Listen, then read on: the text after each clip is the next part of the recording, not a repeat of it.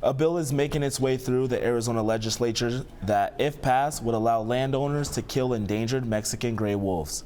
At the same time, there is a push at the federal level to delist the Mexican gray wolf from the Endangered Species Act. Joining us now from the DC Bureau is Cronkite News reporter Natalie Ogami.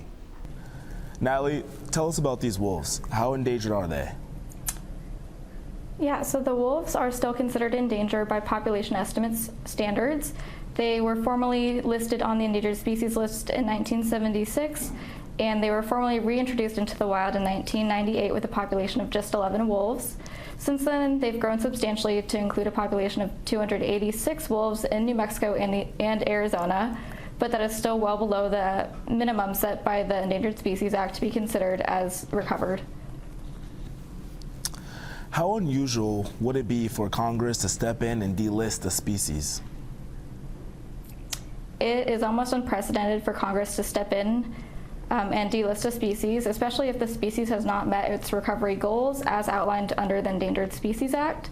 Typically, the Department of the Interior does the delisting with the consensus by scientists and other experts relating to certain factors like population growth, genetic diversity, and whether or not there's a sufficient amount of breeding populations to sustain a wild population.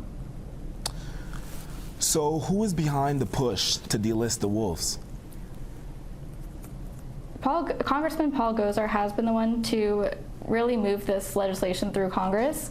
He has cited multiple reasons, including critiques from Arizona ranchers that their cattle has been lost to the wolves, and that other livestock as well and big game animals are also being hunted and killed by the wolves.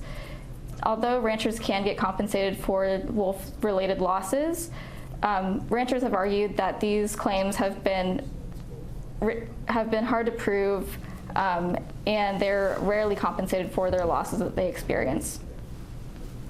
What are conservationists saying about all of this? Conservationists have argued that this has been an extreme example of government overreach, and they have also explained that while the data shows depredations or wolf attacks on cattle have gone down, the claims by ranchers have been unfounded by any additional data. Thank you. Natalie from the DC Bureau.